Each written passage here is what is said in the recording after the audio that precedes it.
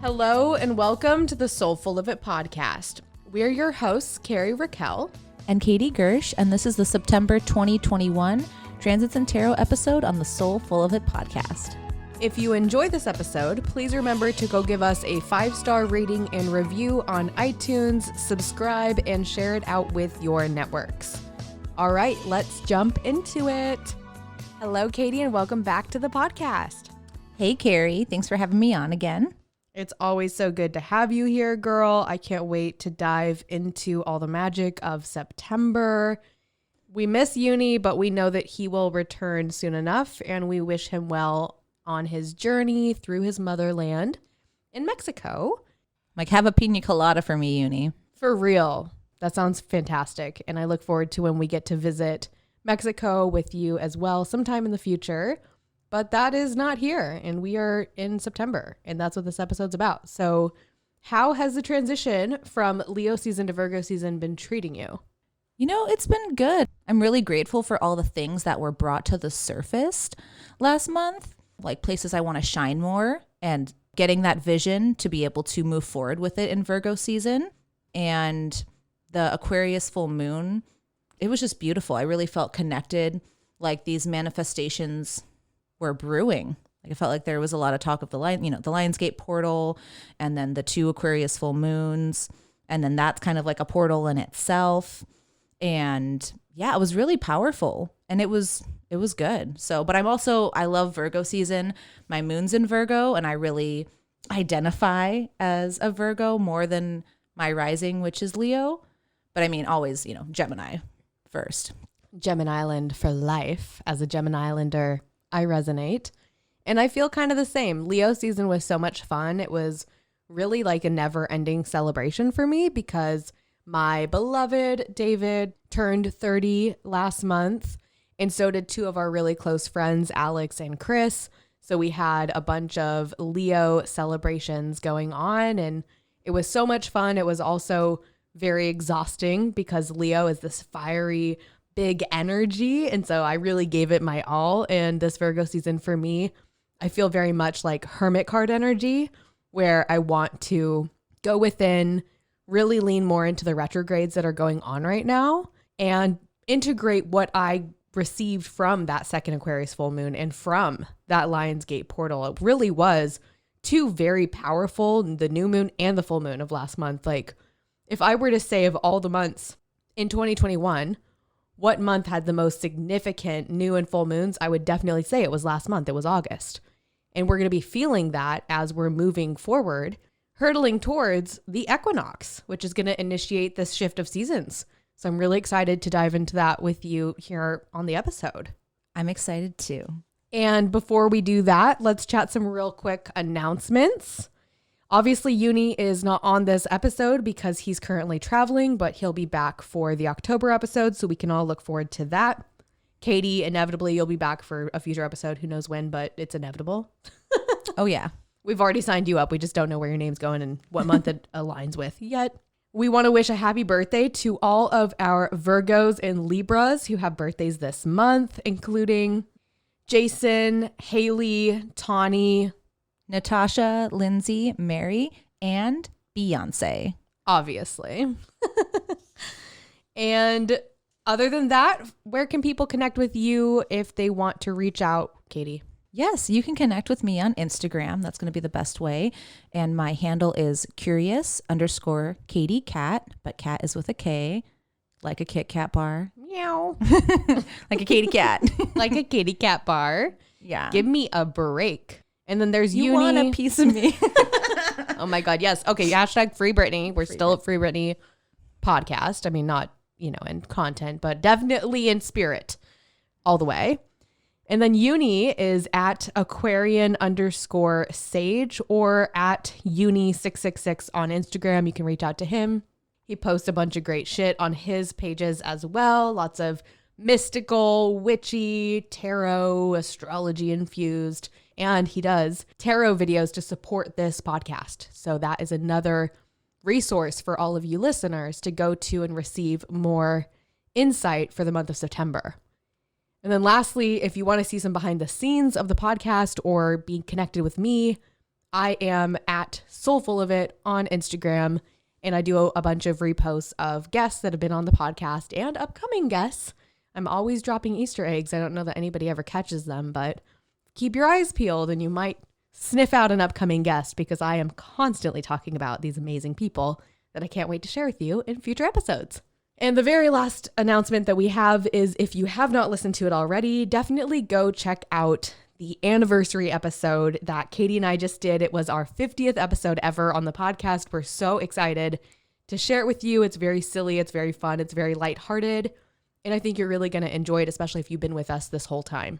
That was so fun to do that episode. And I'm glad I was able to do the first interview year later and then 2 years later. It's crazy. It's been 2 years. The time flies fast when you are constantly dodging technical difficulties. Am I right? And you're handling them well. The upgrade is real. So from there, Katie, I'd love if you would introduce the cards for the month of September and tell us a little bit about each of them. Definitely. So first we have what's here on the conscious level. We have the 3 of Wands, which shows a man standing on the edge of a cliff overlooking the ocean and the mountains. The wands are planted into the ground and surround the man as he grasps one in his hand.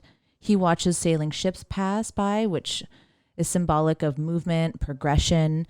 And from this point, he can see all that lies ahead, including any challenges or opportunities. And he looks forward and reflects on the commitment he has for his plans, as well as the method of execution in order to bring them into reality. So this card represents momentum, expansion, growth, research of something new to study or learn, a graduation point. We've learned a lot and we're ready to learn some more. It's crazy because I didn't used to really notice the ships before because they're so small, but they're there. They're cute. I was just thinking that in the ocean, in this, at least in the closer part of the ocean, kind of looks like sand to me. Maybe those are ships in quicksand in some way. Yeah. And the ships kind of look like candles. Yeah, they totally do. It's lit. It's lit. And it's wands, and wands are fire. So of course it is. That's what I was thinking. Yeah. For what's hidden on the subconscious level, we have justice. And last month there was justice that was pulled as well, but it was reversed. And this time it's upright. And when I was shuffling, this card was staring me down. Justice was staring me down. I was like, okay, like I'll listen. Okay, justice will be served. Okay. So it's lingering. It's still here. Like it refuses to go away.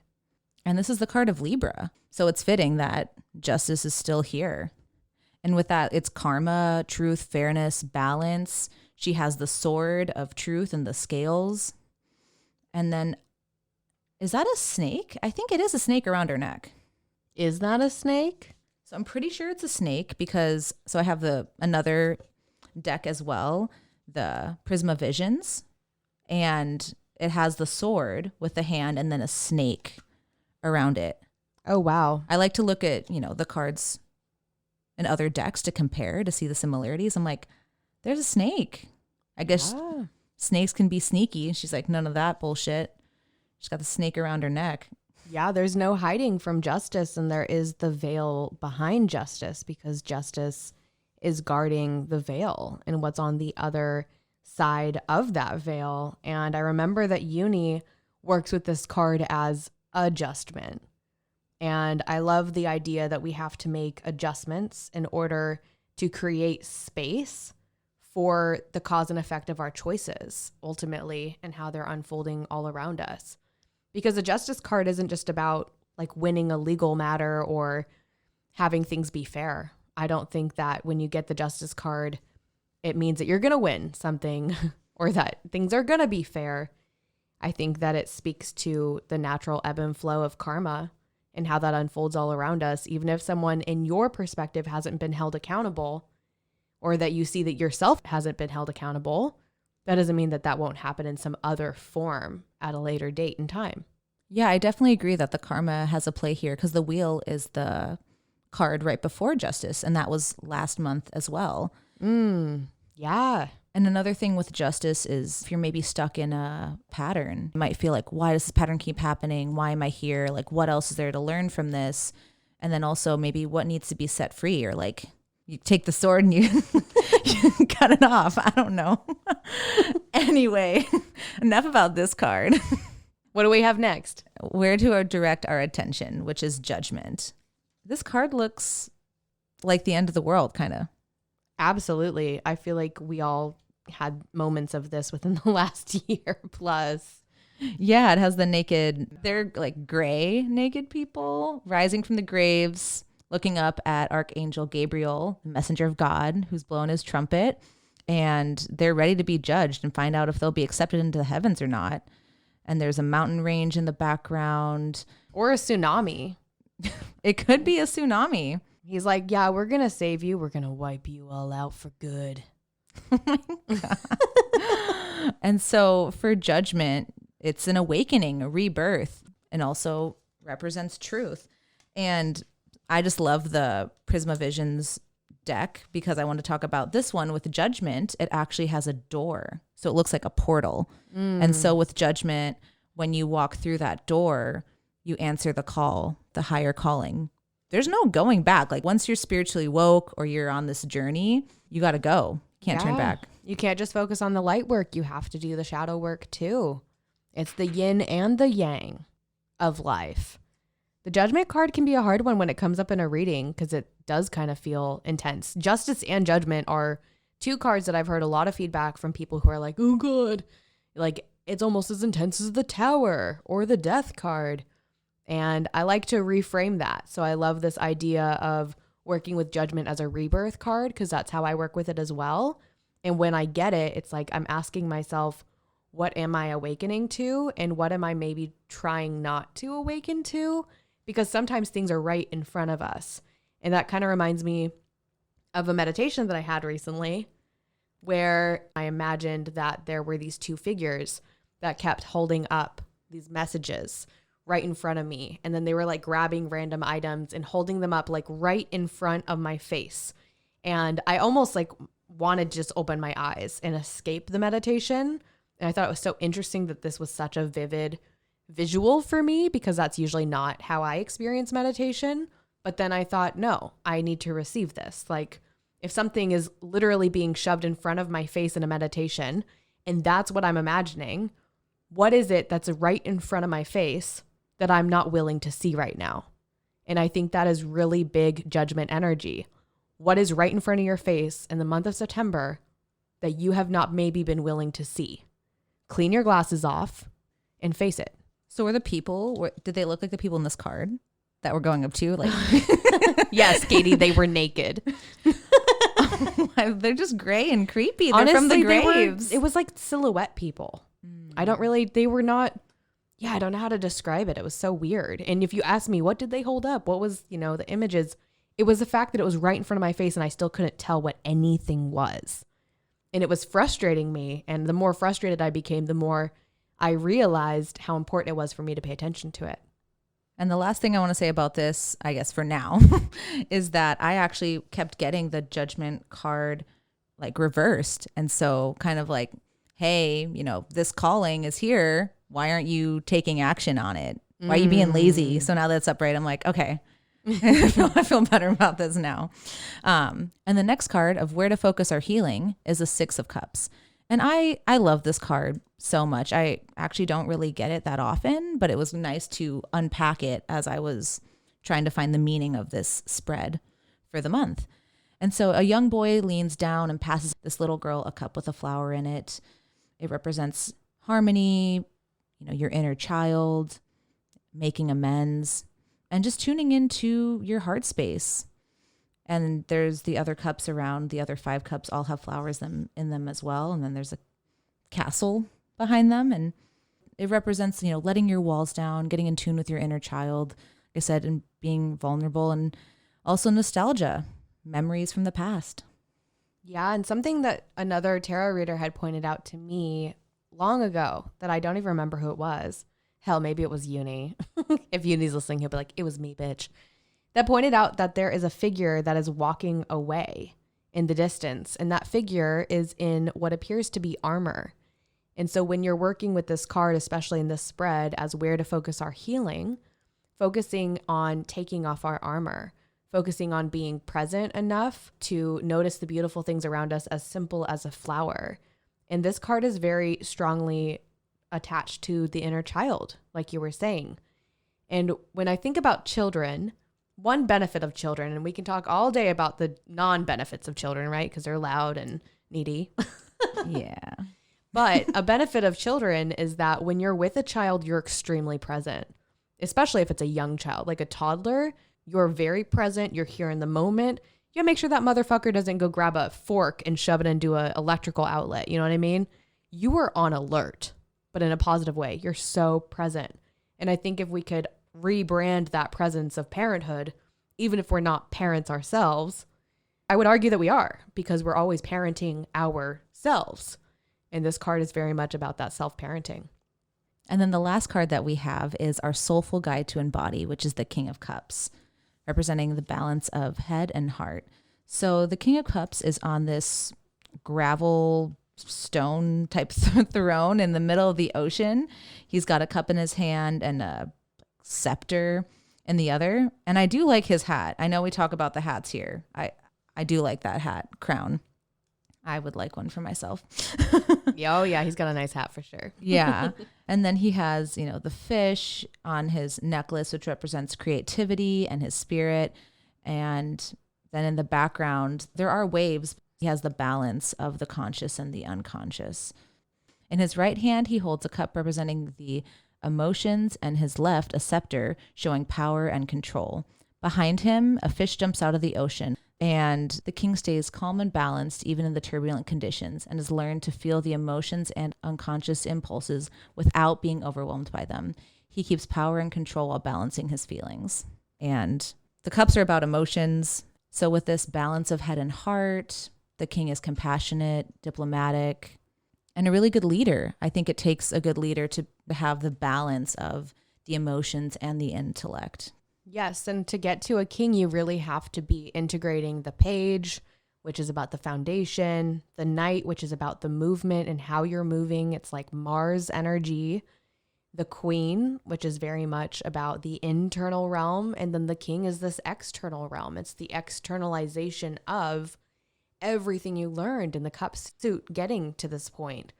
And if you haven't integrated the Six of Cups, for instance, since that's one of the cards we pulled, then you're going to feel that emptiness. You're not going to be able to step fully into your King of Cups energy if you're not also acknowledging how the past plays a part in the present moment, so that you can lead into the future in a way that is emotionally intelligent. And I feel like that's the key word that comes to mind for me with the King of Cups, is this really fierce, wholesome, loving, compassionate, firm, emotional intelligence.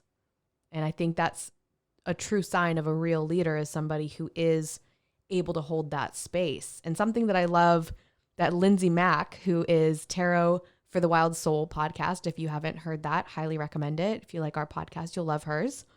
She talks about the King of Cups instead of as leadership, which she does talk about him as that. The word that she uses for it is healership. And I think that is exactly what this card asks of us. It asks us to be the king of our cups, to be the leader of our healing, to be the person who is in a healership position in our own world. And we're able to hold that space for ourselves. We can hold it for other people. Exactly. And I love Lindsay Mack. Her podcast is great. And healership, that is a really good way to describe it. I agree. She's got a way with words. It's amazing. I believe she's a Virgo rising. Maybe that's why. It's the Virgo. I think so. Thank you so much, Katie, for introducing the cards, giving us a little bit of a sampler of what they have to offer us this month. And from there, we should dive into the transits and start to integrate the tarot into them. Let's do it. So the very first transit on our radar this month is on Monday the 6th, which is actually Labor Day. We're going to have our Virgo New Moon. Fun fact for all of you, this podcast was born on the Virgo New Moon 2 years ago, and that was at the end of August. So even though the anniversary was technically last month, the Virgo New Moon does hold a special place in my heart because it's significant for the podcast. Oh my gosh, I did not realize that till right now. Yeah. So this podcast is a Virgo, fun fact. So this Virgo new moon has a powerful Earth trine between the Virgo new moon, Uranus, who's still holding it down in Taurus, and Pluto, who has been in Capricorn and will still be there for years to come. So we're kicking off this month of September with the energy of this renewal. If you think about Virgo season, it's always aligning with back to school season. And that's no mistake. It is when we're getting our shit together. And when we're working with the energy of Virgo, which rules the 6th house of work, health, and routine, we're integrating 6th house themes. So this is a really powerful time to reflect on the work that you're doing in the world currently. And I know it's easy to think of work exclusively as your job and the thing that brings in money. And it's not incorrect to think of that, but you guys know me, I'm a Sagittarius sun. And so I'm always advocating that we look at the bigger picture. And when we're considering the work that we're doing in the world, I think it's important for us all to consider the soul work, the heart work, the emotional labor, the supportive benefits, as well as the requirements of our relationships, and the compromise that stitches everything together. A mantra that I shared with a close friend and also a former podcast guest, 𝗦𝗲𝗽𝗁𝗀𝗀, recently that I think that you'll all benefit from hearing is this: my surrender is my sacrifice. Or you can flip it around: my sacrifice is my surrender. Ooh. Yeah, this mantra, I love it because it acknowledges the grief of having to choose. No, we cannot play all day, every day. And equally, no, we shouldn't work all day, every day either. And as we get closer and closer to Libra season, we're working towards compromise, which is what maintaining balance is all about. This new moon in Virgo is a starting point for that. It's an entryway. It's like the Judgment card in the Prism of Visions tarot deck that represents a sort of portal. Virgo season is a time of self-awareness and service, and this new moon really invites us to deepen into that. And we also have some help with it because Venus is in Libra, forming a natural trine to Jupiter, who's in Aquarius until the end of the year. I'm so excited about this Virgo new moon, first of all, because I love Virgo, and the new moons are all about a fresh start and planning for the future. And this reminds me of the Judgment card. It's ruled by Pluto, and Pluto is about death and rebirth. Take this time to question old habits, beliefs, and behaviors. Your new life is calling you, but what do you need to let go of before you can step into your new life? Judgment asks us to take a look at our life in the macro and micro level. What micro changes with health and routine can you make to be true to yourself and your needs? This also makes me think of the Three of Wands. A new moon is a perfect time to think big about what paths would lead to development and self-exploration, having a long-term view to be able to plan any obstacles that you may face along the way as well. This also can represent travel or an opportunity to travel, which is funny because I'm actually going to be in Colorado on this new moon, going to Red Rocks and then Estes Park in the Rocky Mountains. Ah, so much fun, and I'm so jealous, although I will be making my own trip to Colorado in the month of October. So I'll only be jealous for a handful of weeks, and hopefully you'll come back with pointers for me to enrich my experience in the state of, what are they known for? I don't know. I mean, Idaho's like known for potatoes. So, and Wisconsin's known for cheese. What Coloradians, what is it? You guys are going to have to message us. Literally, I think Colorado, I think of the Rocky Mountains and Red Rocks. Okay, so home of the rocks. Home of the rocks. Yeah, it rocks there. It red rocks there. I love that. Another thing I wanted to chime in about with this new moon in Virgo is that we also have Mercury opposing Chiron in Aries. And with this opposition, we want to keep in mind that we're only 1 week into the month of September, and Mercury is about to enter its pre-retrograde shadow period the very next day. The weeks that follow hold a container of time that is important for us to be paying attention to. With this new moon, we're just 1 day before that shadow period begins, and with Mercury opposing Chiron on this day, it's also important that we ask ourselves, how can we use our communication as an enhancement for our healing instead of a hindrance? The words that we speak and affirm right now are supercharged by the new moon in Virgo. So let's speak loving words to ourselves and others. If someone cuts you off in traffic, instead of yelling, "dickhead," try saying something like, "Thank you, universe, for preparing me to stop," which I know is a lot of words. So, shorten it up and make it more personal for you. Thank you, angels. Thank you, angels. This is a time to pivot and to keep in mind that we get back what we put out. Something that has been said many moons ago on this podcast that I still think is very applicable here is that we hear everything we say and think, whereas many other people don't.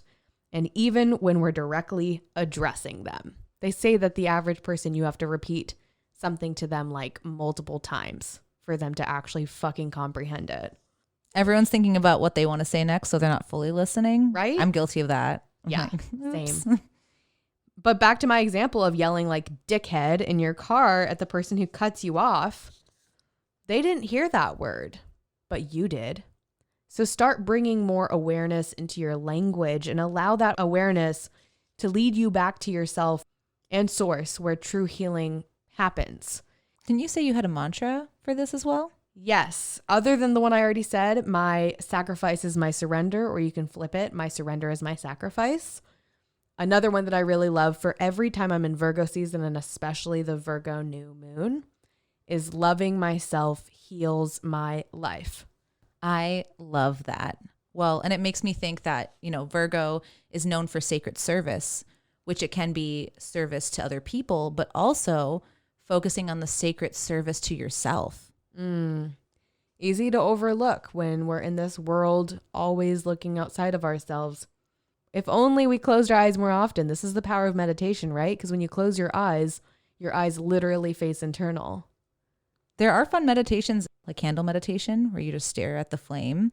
And Ooh. Based on like the thoughts I had, I feel like the candle, the flame would like move differently. I was like, whoa. Yeah, definitely. I think that we can control more than we're aware of, even a candle flame. So what is the next transit? So that very same week on Friday, the 10th, we have Venus entering Scorpio. And Scorpio is fixed water. It is not shallow. The depths of Scorpio's waters run deep. There is a protective and a loyal energy within this transit that is also reflected in those who have this natal placement. I know this firsthand as I have this natal placement myself. The key word I'd use to describe the Venus in Scorpio person is devoted. We are so devoted to those in our orbits. We love intensely and soulfully. On the shadow side, we can come off as controlling or possessive, even jealous at times. So as a collective navigating this transit, it's helpful to keep the light of devotion and the shadow of possession in mind. Also, since Venus rules Taurus and Scorpio is the opposite sign of Taurus, this means that when Venus is in Scorpio, in astrological dignity, it is considered to be in its detriment. AKA, it's not super comfortable here. Scorpio likes to hide its intensity and devotion. And so it's not always the most organic feeling for someone with Venus in Scorpio to express their heart's desires and to open themselves up enough to receive love as well as extend it. This transit, therefore, might feel a little bit uncomfortable. People in your life may want to initiate new chapters, new conversations, or explore new ideas and possibilities that initially feel foreign to you. It's so important to reflect within and ask yourself if you are ready to go there or not. And also if you're maybe pretending to not be ready to go there. This is like having cold feet the day before your wedding. You're in love. You know this is your person. You've checked all the boxes, tasted all the cakes, toured and booked the venue, picked out the outfit you're only going to wear once, but you're going to make the most of it. But then suddenly doubt creeps in. Will they love me if I gain 20 pounds? What if I become sick? Will I love them if they change careers? Can we truly evolve together forever? All fair questions, but the root holds the answer, and the root is what you wanted. You chose this. You said yes to this. So what are you truly running from? What is truly scaring you? The fear of failure or the fear that everything is actually wonderful. And sometimes accepting success and love and prosperity and health and all those good things is just as difficult as accepting failure or mistakes. Venus in Scorpio is a deep transit, offering us all of these ponderings with the hope of setting us up for our next transformation. Of course, my examples wanted to take us deep. It's my natal placement, and I credit much of my intensity as well as my magnetism to my Venus in Scorpio placement. So I'm really excited about this transit on a personal level, and I feel like it'll bring people closer to me because people will be experiencing the energy that is such an innate part of me. Katie, what do you think about Venus in Scorpio and how it's going to tie to the cards that we pulled for the month? Okay, so this definitely makes me think of Six of Cups.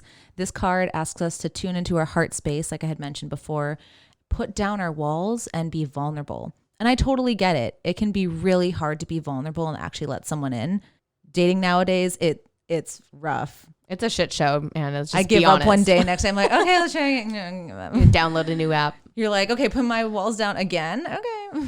And if you have blockages when it comes to love, ask yourself, why am I pushing love away? Do I not believe I am worthy of this love? What is my fear? Wounds from the past need to be healed in order for us to be open to love. Since Scorpio is all about the depths, I would recommend taking a deep dive into inner child healing. If you want to try this, I actually looked up on TikTok a few different ways for child. I'm obsessed with TikTok. I love that TikTok is like our new research. It's like I downloaded it as a joke and now I'm like, I can't stop. I can't stop. Womp, womp, womp, womp, womp. Anyway, if you want to try this, you can visualize walking up to your inner child and getting down to their level and let them know that they're safe and they're loved. Tell them anything that you needed to hear growing up. Embrace them. I've also heard of another technique where you write with your less dominant hand, which is supposed to bring more of that inner child through. And then you write all the times that you've experienced trauma as a child. And then with the dominant hand, you write like what you would want your parent, like comforting them. Oh, wow. Yeah. That's beautiful. And so I'm like, okay, that's my homework. I was like looking at it, I'm like, I need to start doing that because I think everyone can work on opening their heart space and healing their inner child because no matter what age you are, we're all just kids in these bodies. Yeah, stuck in these adult bodies. Help, save me. I'm a child. I just want cereal. That's like every day, though. I've never grown out of cereal. Cereal for every meal. Like hashtag cereal for every meal. I just love Lucky Charms. And I loved when Salt and Straw did the Lucky Charms ice cream. Oh, my God. That was amazing. For people who are not local to Portland, you have no idea what Salt and Straw is, but it is unbelievably delicious ice cream. And it's overhyped, but like, maybe no, not because it's so good. It's not. No, it has like the best, my like favorite vegan ice cream there. It's like chocolate and like Oreos and it's amazing. Even I'll have the vegan ice cream. And I think that says a lot because I love dairy and I'll just eat all the dairy. But even I enjoy the vegan ice cream. This is not sponsored by fucking Salt and Straw. Please sponsor us. Sorry, I'm just so good at promoting random. I'm like, okay, tell me something to promote. Okay. Anyway, I also wanted to talk about the King of Cups here. So the king is compassionate towards others and creates strong bonds. Almost said bongs. He's got strong bongs. He might create some strong bongs. I mean, we are here in Oregon. Actually, straight up, what are in his hands? Those are bongs. The scepter. It's a bong. Yeah, sure it is. Sure, it's a scepter. Wink. I don't think that that's a mistake, Katie. Right. Carry on. My typo. Based on patience and understanding, bonds of patience and understanding. So King of Cups is someone able to hold space for himself and others to navigate their emotional triggers and strong emotions. Hold space for yourself and take some deep dives and find the answers you seek. And once you're able to hold space for yourself, then you can hold space for others in this way. And then the last thing I was going to say about this is it makes me think of the Cascade song, Disarm You. Lovely. Love Cascade. Yeah. And then a stone or crystal that would help us through this transit because it represents transformation and is associated with Scorpio is labradorite. And with labradorite, it's typically gray or white. The ones I've seen are typically gray. And then when the light catches it, it has a green, blue, maybe even purple shimmer. The one I have actually has sunset colors like pink, yellow, and orange. And it's from Tangerine Sun Apothecary, our friend Kaylin. And if you are looking for some beautiful stones, I would definitely check out her Instagram. I have this labradorite in my hand right now, and it is beautiful. Tangerine Tuesdays, can't miss them. She has the best crystals around. Love, love, love. And thank you so much for the song suggestion, as well as the tool to work with and the different techniques that people can play around with for Venus and Scorpio. I mean, if it's going to be uncomfortable, lean into it. Like, there's no escaping it. It's almost a 30-day transit. So lean in, enjoy as much as you can. And from there, the next transit we have is on Tuesday, the 14th. Mars is going to enter Libra. And Mars isn't the most comfortable in Libra. And that's because, like Venus ruling Taurus, which we just discussed, Mars rules fiery Aries. And just as Scorpio is opposite of Taurus, Libra is the opposite of Aries. This is our second transit that is in detriment this September, and it can make for some awkward or uncomfortable feelings. Something that I posted on Instagram last month, which was a quote, read, "Your expansion will cost you your comfort. Expand anyway." This transit is a great opportunity to lean into that even more. I love this quote about expansion. It's totally Three of Wands vibes to me. You're one decision away from a completely different life. Ooh, yeah. I heard Freedom actually say that on something earlier today, and I was like, all right, we're going to quote it. Episode 28, Freedom. And step outside your comfort zone. What you want is on the other side.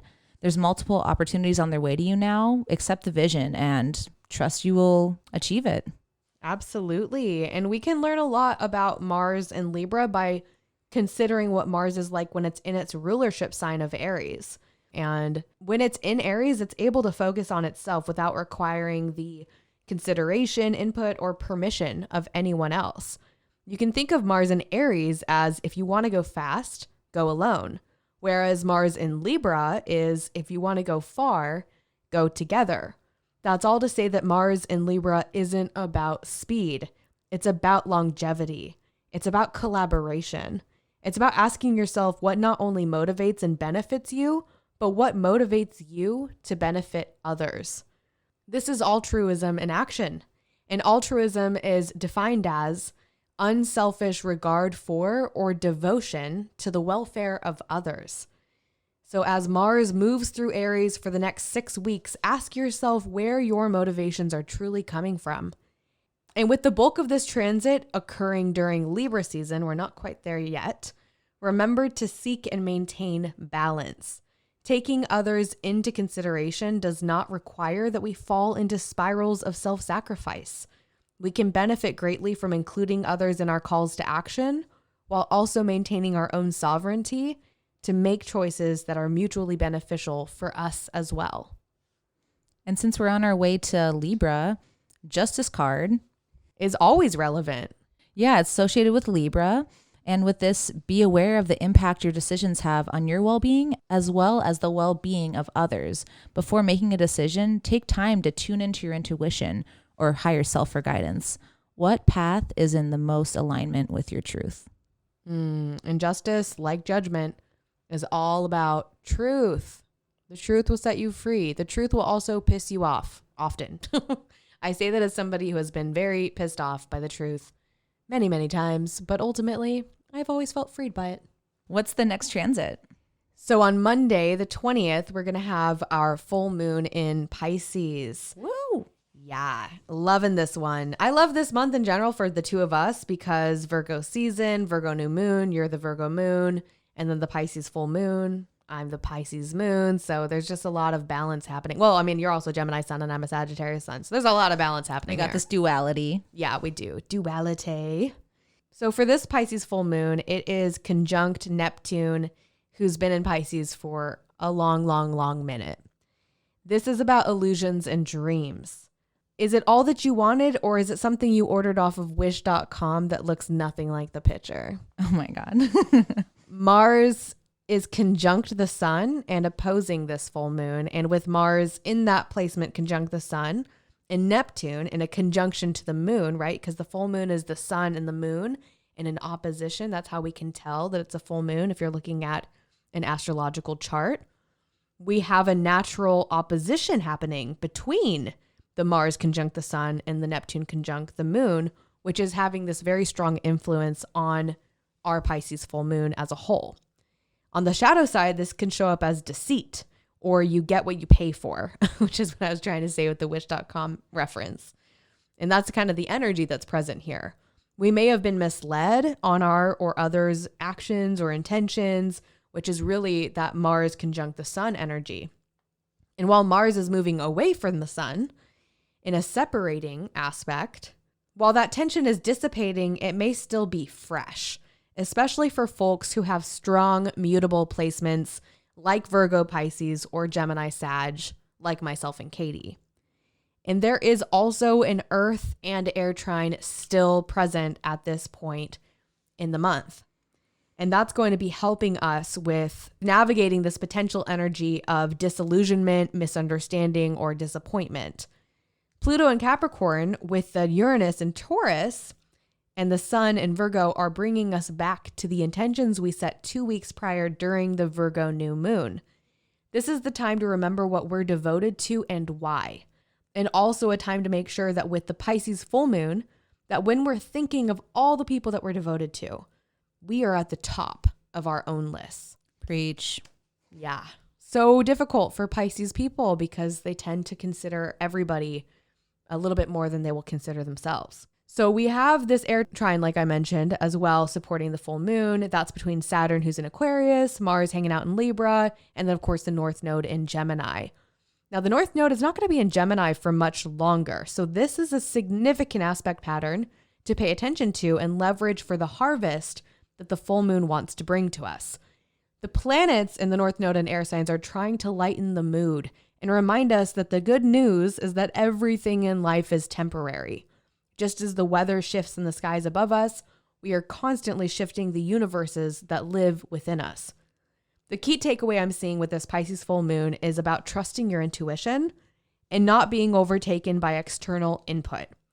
And external input isn't just your friends and your family. It's also the news you read. It's the music you listen to. It's the television shows you watch, the words that you speak to yourself, or the words that have been spoken to you before from other people. This full moon is an invitation to release the illusions. This can look like letting go of the labels or narratives others have assigned us that we just accepted.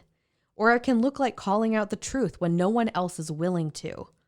It's emotional in nature because Pisces is a water sign, but it's so important that we differentiate between what is and what is not ours.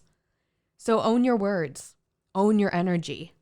Give the love that you aim to receive, but release the expectation that you'll receive it back in the same exact form. Pisces is the energy of all. It's the last sign of the zodiac, and it sees value in our different perspectives and strength in our diversity.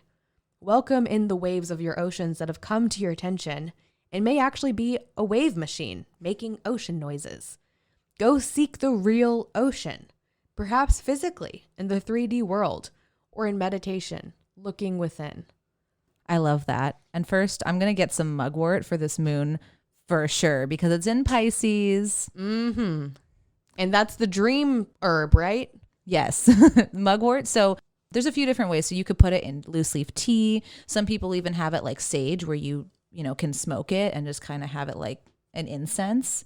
And apparently that's also supposed to help with dreams. But I like to actually have it with my tea. That way I feel like it's in my body. I'm not just smelling it. Yeah, totally. But since the moon is in Pisces, I think it's a great time to dive into your creativity.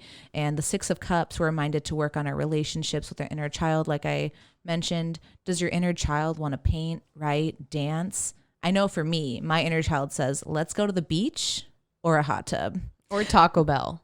Never, never. Katie hates Taco Bell and she refuses to eat it. I will not even drunk. You can't. Why? This is an intervention. Why? I think it's disgusting. She thinks it's dog food. Bark, bark, bark. Sorry, I had Taco Bell the other day. I couldn't help myself. What's worse? What was it? What we went to? Oh my God, Del Taco. It Del Taco ruined us. Oh, I don't know which is ruined worse. Us. Oh, it's the worst. Nothing is as bad as that. Was horrible. I do miss the cheesy gordita crunch from Taco Bell back in the day. But when I ate Taco Bell, I had a pizza face. Yeah, face it's broke true. It does out. give you a ton My body of acne was if you like, eat it. no. How did we get on this route? Oh, yeah, because we were talking about like the inner child, and I was like, my inner child wants like, Taco why Bell. are we And talking you were about like, Taco definitely Bell? not. No, beach or hot tub. My inner child wants to go to the beach. King of Cups vibes for this moon as well. He's the master of emotions, creativity, and the unconscious. And he is too emotionally to be mature to be affected by others' illusions and drama. When you mentioned illusions, it made me think of the Justice card, and the truth will be revealed. Justice will be served. Karma will play out. If someone did you wrong, don't worry. Their karma will come back around. But at the same time, if you wronged someone, you might be facing your karma. It's funny because I reflect on this and think of the times if someone, from my opinion, wronged me, but then by reflecting, I'm like, oh, have I done that to someone? Is my karma playing out? Am I the drama? I don't think I'm the drama. Maybe I am. Am I the villain? I'm not the villain. I love that. I don't know if you guys have seen that like reel/TikTok. It is so funny. Instead of like songs, I feel like I just hear reels. Oh like my God. real sounds in my head. Would you say that you're living in the real world now? Yes. The real world for you, because there's the For You page on TikTok. God help us all. I love everything that you just shared though about the King of Cups and justice. I think you're absolutely right that we don't need to overcompensate. I think that can come up a lot with Pisces energy is like, I'll give. Like, here's the entire ocean. Love me. And it's so not needed. Like, you just showing up is enough. You just doing your work is enough. You just going to bed is enough. You don't need to check all the lists. And we can kind of get stuck in that energy with Virgo season. We're trying to perfect. We're trying to refine. We're trying to make things exactly right. Versus Pisces holds the energy of progress. Pisces says, hey, it's the ocean. We got all day. Yeah, we're here to fish, but like if we catch one fish, it's still a win. And if we don't catch any fish, are we going to make some memories? Like, let's lean into seeing the bigger picture, which is that mutable axis. Virgo is focus on the things that are right in front of you. Gemini's that too. They're both ruled by Mercury. So they're very on the intentional, details, you know. Intellectual. Yeah. They're kind of over mentalizing things. I was trying to not say overthinking because I think I say that all the time, but You think you say overthinking a lot? is over mentalizing a word? It is now. But no, I love the Virgo Pisces axis. Because as like I said, a Virgo moon, it feels like my rising, honestly, but my moon, I get caught up in the details and I need to show up this way, it needs to be perfect. And if something goes wrong, I'm like, what did I do wrong? Like I go over every little detail. And then Pisces is like, not details, it's like we are everything. We are one. We are connected. I am me as you are. We're all we need. Yes. Yeah. So leaning into that energy, but not allowing ourselves to be too flooded by it too, because it can also be a little bit overwhelming to see all of everything and to hold all of that space. You don't have to hold all of that space. Like I was just saying, showing up is enough. So just show up. Show up with a good attitude too. I think that's a huge bonus. I love that. What do you got for us next? Next up, we have the sun moving into Libra on the 22nd, and this is Libra season beginning, as well as the autumn equinox. For folks living in the Northern Hemisphere, this is us stepping into the season of fall, or as I like to say, it's a death season, because we are entering the season where things start dying. When I think of Libra, I always envision the scales divinely balancing out the energies of the self, which is Aries, and the other, which is Libra. This is true justice energy. And of course it is, as justice, like we've been saying, is associated with Libra. Libra is ruled by Venus, speaking to the significance of beauty as well as the prioritization of harmony. This is the season of feng shui, building upon the purging and organizing Virgo season offers. Libra season says, okay, now that everything has been fleshed out and there is space for newness to come in, how can we make our sacred spaces beautiful? I love the shift of seasons. Fall is probably my favorite season of the year. What do you think about the sun entering Libra and what folks can do for the autumn equinox to celebrate? Well, I do love what you mentioned about the feng shui and cleaning and everything. Honestly, I want to go do that right now. When you have too much stuff, it just feels cluttered. And when you kind of are more of a minimalist and get rid of the things you don't need, you're like, oh, wow, look at all these beautiful things I have and how things just flow so much better. And when you're in a space that just feels good and flows, then you feel better. And feels new and feels different. Yeah. And so for the equinox, I'm pretty excited about that. I mean, totally like Libra, like, you know, half day, half night, like equal 12 and 12. And so what I think I'm going to do besides the feng shui is I'll probably go out into nature and play with my singing bowls. I have the crystal bowls like I played in one of the episodes, I think at the end. And I also have been getting into Tibetan sound healing, which Tawny was the one that introduced us to that. And episode 8. All of our friends have an episode. And you got one too. I did, and I love it. But besides that, playing with the bowls, because with that, I just feel like it kind of releases things, moves the energy, everything's vibrating. And then when you hit the bell, the vibrations, I feel sensations in my body. Like it is releasing either trauma or negative energy, or just moving things around in a good way. Sometimes it's just like even getting a good cry. Yeah, it's the renewal that we really need. And it's a new journey for sure when we're stepping into a new season, which I feel really resonates for the 3 of Wands, because we don't know it all, but we've been here before. So it's not like we don't know anything. We've been through the autumn equinox before. We know how the seasonal shift feels when things start dying. I think that there's power in acceptance that things are dying and letting that go. And hopefully we did that with the Pisces full moon to create that space, right?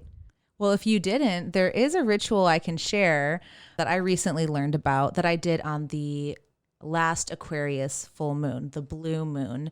So it's a cord cutting ritual or a ceremony, really whatever you want to call it. But it's when you want to release something or someone from your past. This could be, like I said, you know, a person. It could be a pattern you're stuck in with yourself or someone else, or just something in general that you want to release, even a past version of yourself. Which I'm like, okay, yeah, there's definitely some past versions that I'm like, they gotta go. Let's cut the cord. They gotta go. Somebody call security. So you get, if you want to do it physically instead of just in your mind, you know, get 2 candles, some string, you tie the string around the candles, and then you focus, you know, 1 candle on what you want to release and the other candle is you. You can carve into the candle if you want, or just kind of visualize what it is that you want to release while holding the candle. It's really however you want to do it, just doing it with intention. Very intuitive. Yeah. And then lighting it. And then when it has finished, the rope and the candles have all finished burning, then the ceremony or ritual will be complete. So I thought that was kind of interesting. And then besides all that, I think that, you know, me and Uni might try to do a photo shoot. Ooh, a fall photo shoot. You want to join? I do. I want to see you guys get into like witchy. A lake or something with lily pads. Why am I imagining this? Where can we find a lake with lily pads? That's what I'm seeing. For a fall equinox? That seems more like spring equinox, but let's do They're it. dead lily pads. Okay. They died. I was like imagining like dressing all witchy and having like leaves everywhere, having like a broomstick. I just want one of you guys to get wet in the water, and I can't really explain why. Well, I can get my paddleboard. And yeah. Ooh, witch on a paddleboard. That's hilarious. Instead of having a paddle, we'll give you a broom. Oh my God. I won't be able to actually paddle with that in the water. That'll be part of the fun. Yeah. And then have my singing bowl look crazy on the water. I love it. I love it. We'll have to make that happen. We will post these photos if this actually comes to fruition, but I totally agree. I think that having some sort of ritual or ceremony, doing something to honor the light and the dark, and the equality of that on the day of the equinox and the significance of that. And maybe even something like having coffee that's black coffee, but then pouring a little bit of cream into it to kind of balance that out. I have a friend, Lo, who's known as the Coffee Cup Witch on Instagram, and she does coffee divination. So she does scrying. Yeah, using coffee, and it's super cool. And she does it when she like pours cream into her coffee. What does the breve tell me today? What does the breve have to say? Oh my goodness, it's so true. Or the almond milk, if you're like us, you know, Pacific Northwest, we like our almond milk or oat milk, or coconut milk. I don't really like the coconut milk. Our Taco Bell milk. Ew.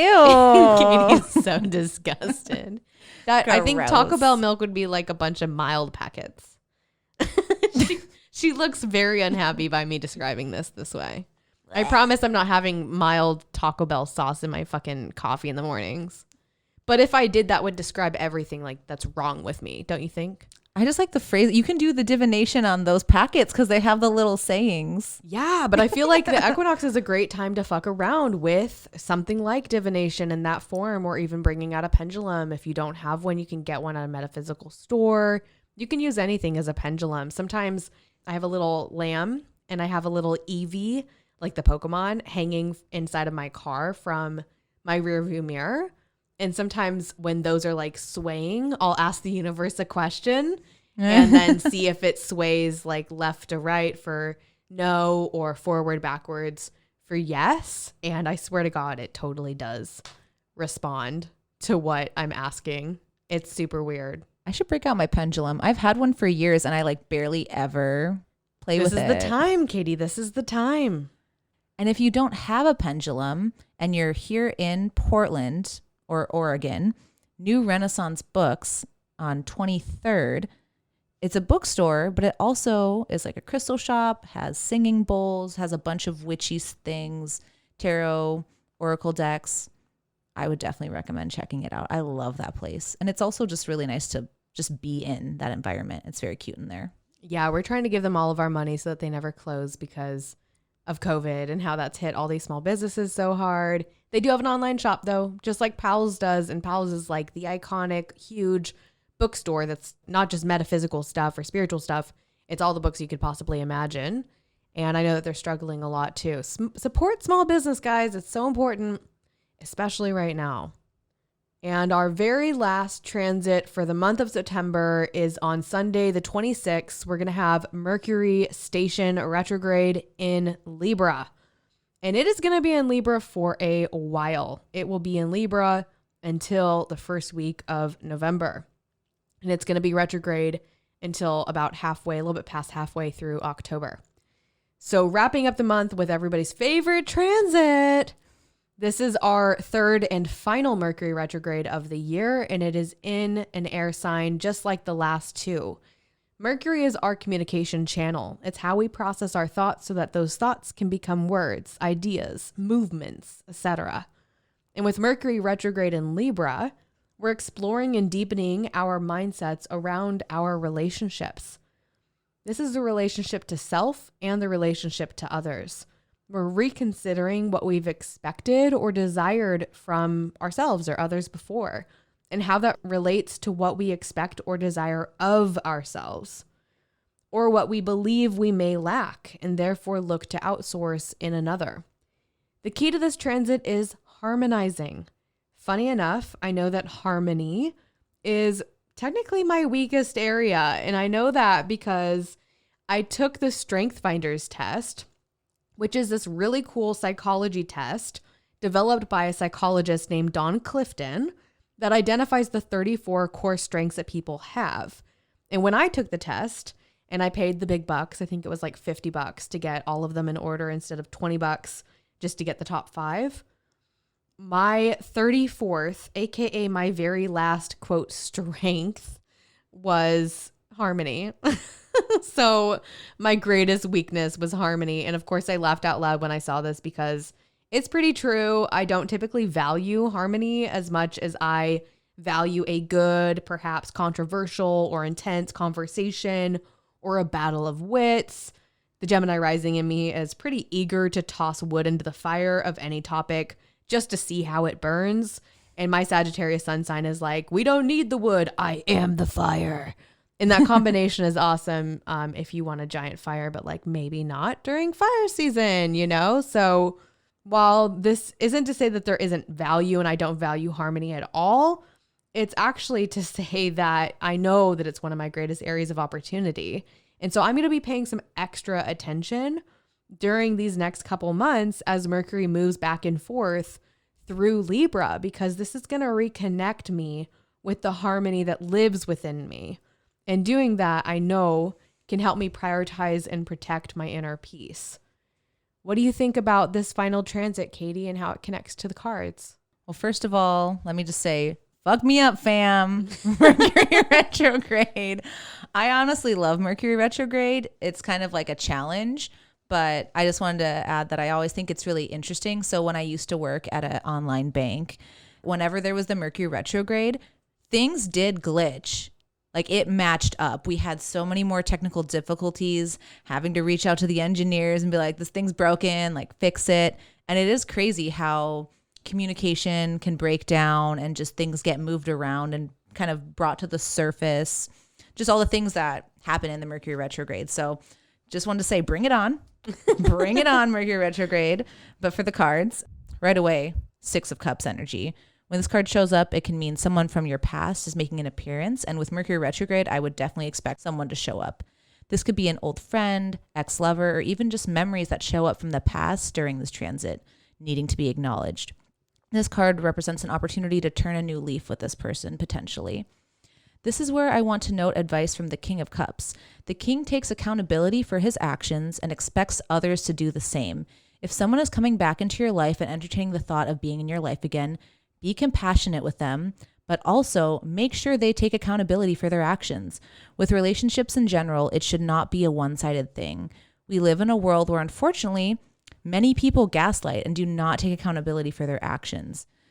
I know I'm like accountability. Accountability. But the King is a good balance of being able to hold space for emotional conversations, but also has unfuckwithable boundaries, stating what is and what is not acceptable.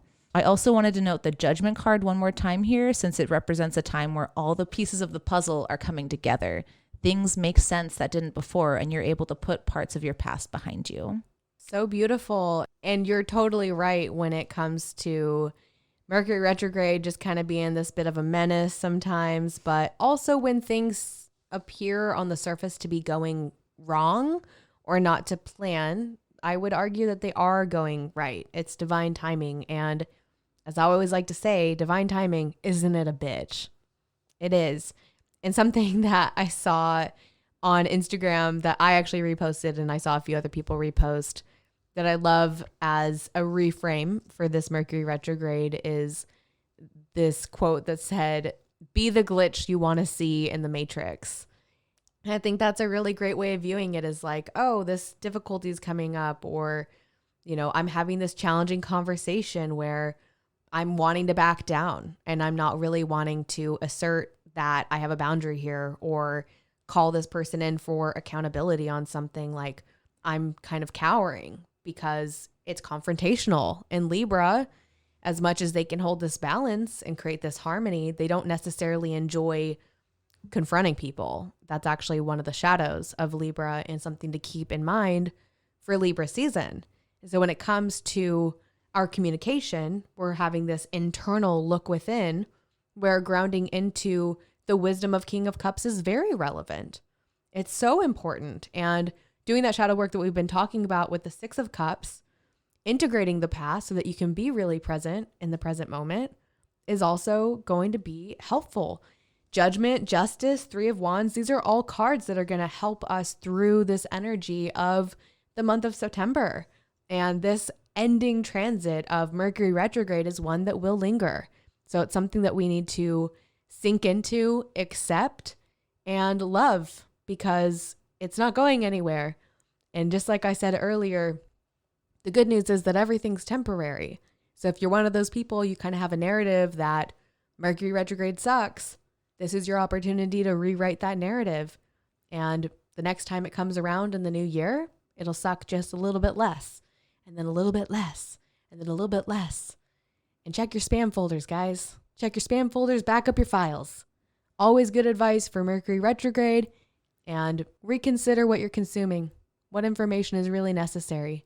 If you're reading the news every fucking morning, do you really need to do that? Is that crushing your vibe? What would lift your vibe up? That's what you want to focus on, especially with Mercury retrograde in Libra, because it's not only about you. It's about your relationships.